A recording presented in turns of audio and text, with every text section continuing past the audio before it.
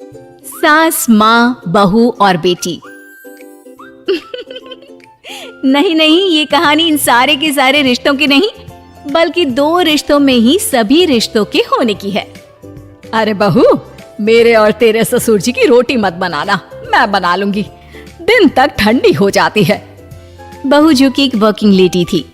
नहीं नहीं माँ जी, मैं अच्छे से कपड़े में लपेट देती हूँ ना, आप क्यों मेहनत करेंगी, माइक्रोवेव में गर्म कर लेना। अरे नहीं बहू, मेहनत मत कर, वैसे भी ऑफिस में कम मेहनत होती है क्या, जा रहने दे। लेकिन बहू मानती नहीं, वो सास ससुर की रोटी बनाकर ही जाती है। दोपहर में खाने के वक्त ससुर जी कहते हैं, अरे बहू को रोटी बनाने के लिए क्यों मना कर दिया, क्या हो गया, ठंडा ही तो खाते आए हम लोग हमेशा से। अरे वो क्या है ना, सुबह ऑफिस जाती है, घर का सारा काम करने में वक्त लग जाता है, अरे थकती है वो अलग, तो मैंने सोचा बहाने से ही थोड़ा कम काम करवाऊं। ससुर मुस्कुरा रहे होते हैं। यह तो अच्छा है, बहू को समझना जरूरी है। वक्त बीत रहा था, घर में सब खुश थे कि एक दिन, माँ जी आप शाम को थोड़ा टहलने निकला करें, घर पर रह रहकर हड्डियां जाम होती है, पापा को भी ले जाया करिए, मैं वक्त पर तो आ जाती हूँ। बहू ठीक 5 बजे ऑफिस से घर आ जाती है। फिर चाय नाश्ता बनाकर सास ससुर के साथ बैठती, उन लोगों को सारा दिन का हाल बताती। रात को पति घर आता है। क्या बात है बेटा, ऑफिस से आकर कभी हम लोगों के साथ भी बैठा कर। अरे माँ, दिन रात काम करके मन ही नहीं करता, अगले दिन की फिर तैयारी होती है, आप और पापा ही कमरे में आ जाओ। इससे अच्छी तो बहू है, कितना भी थकी रहे, घर आकर हम लोगों के लिए चाय नाश्ता बनाना, फिर बातें करना। बहू ना होती तो हम बुढ़ा बुढ़िया तो बैठे ही रह जाते। सास और ससुर अब बहू के कहने पर शाम की सैर पर निकलने लगते हैं। सास की कई सहेलियां बनती है तो ससुर को भी कुछ बुजुर्ग लोगों का ग्रुप मिल जाता है। कैसा रहा सहेलियों के साथ शाम का वक्त? हम लोगों ने तो भाई खूब योगा किया। अरे हम लोगों को गप्पों से फुर्सत ही नहीं होती। वैसे मिसेस मल्होत्रा आज बहू के बारे में कुछ बोल रही थी। तभी वहां ऑफिस से बहू आ जाती है जो जींस और टॉप में होती है। क्या बात है माँ, क्या कह रही थी आपकी सहेली आपकी बहू के लिए? सास इस बार बहू को कुछ अलग तरीके से देखती है और उल्टा सवाल ही दाग देती है। क्या कह रही थी वो हटा, ये बता, तेरे ऑफिस में तो मर्द भी काम करते होंगे ना? बहू जो अब तक मजाक कर रही थी वो सीरियस हो जाती है। मर्द होंगे नहीं माँ जी, मर्द ही ज्यादा हैं। हम 5 ही लड़कियां हैं ऑफिस में। अरे तो अच्छा लगता है क्या ऐसे कपड़े पहनती हो?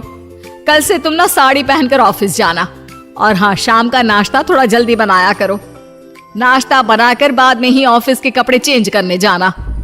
बहू को समझ में नहीं आता कि सास को हो क्या गया है, लेकिन वो कुछ नहीं कहती, सीधे किचन में जाकर चाय नाश्ता बनाती है और सास ससुर को दे देती है। अगले रोज बहू ऑफिस के लिए तैयार होती है तो खूब सुंदर सी साड़ी पहनती है और ऑफिस के लिए निकलने से पहले सास और ससुर के पैर छूती है और निकल जाती है। क्या बात है, आज मेधा के ऑफिस में लग रहा है कोई फंक्शन है। अच्छा, पता नहीं, मुझे तो बताया नहीं, वैसे तो सारी बात करती रहती है। अरे देखा नहीं कैसे साड़ी पहनकर जा रही थी? अरे वो तो मैंने ही बोला है उसे। अरे अच्छा लगता है क्या रोज रोज ऐसे सूट या जींस में जाना?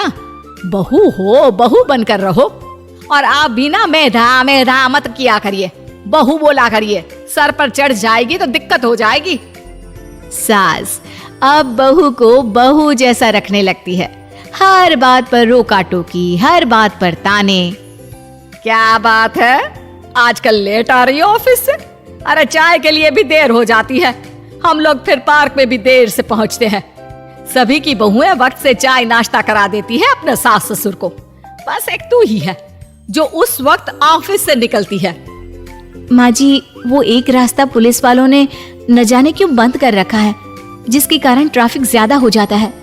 मैं कोशिश करूंगी कल वक्त से पहले ही निकल जाऊं। ससुर देख रहे होते हैं कि बहू अब परेशान सी रहने लगी है। एक रोज, मेधा, बेटी मेधा। जी पिताजी। बेटा देख जरा कौन सी टी शर्ट अच्छी लग रही है। वो क्या है ना, शाम को सब बदल बदल कर टी शर्ट पहनते हैं, मैं भी सोच रहा हूँ कि आज कुछ अच्छा सा पहन कर जाऊं। हाँ पिताजी, ये सही है। ये लाल वाली ना बहुत जचेगी आप पर। मेरे पापा पर भी डार्क रंग बहुत जचता है। क्या चल रहा है? अरे ससुर के सामने घूंघट तो छोड़ो, ऊपर से रंग बताया जा रहा है टी शर्ट का। अरे बहू, कोई संस्कार दिए नहीं है क्या तेरी माँ ने? बहू इस बार बहुत निराश हो जाती है। वो वहां से तुरंत अपने कमरे में चली जाती है।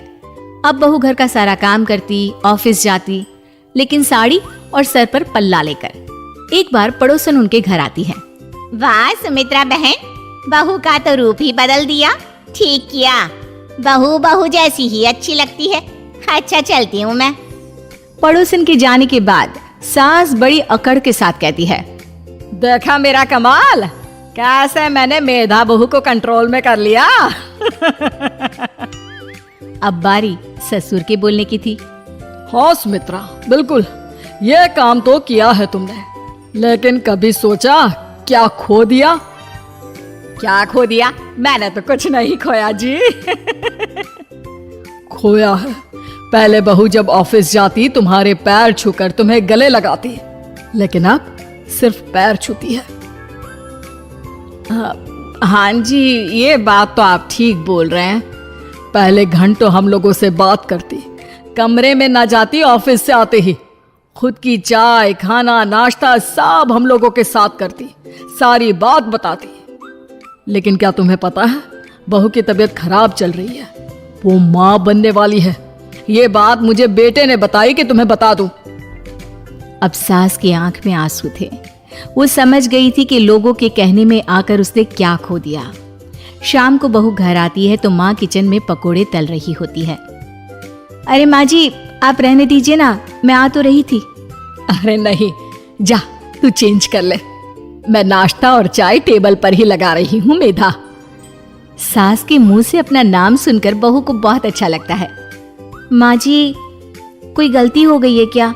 मेरे होते हुए आप काम करे, ये ठीक नहीं है। संस्कारी और समझदार बहू सास को माँ समझती है, लेकिन सास की बेवकूफी उसे सास ही बनाकर रखती है। बहू, मुझे भी थोड़े संस्कार और समझदार बनने का मौका दे, जिससे मैं भी बहू नहीं बेटी को देखूं तुझ में। और हाँ, मेरा होने वाला पोता क्या कहेगा कि दादी ने तो मेरी माँ को बहुत परेशान किया। बहू सास को गले लगा लेती है। नहीं माँ जी, वो कहेगा कि माँ को तो दादी ने बेटी बनाकर रखा है।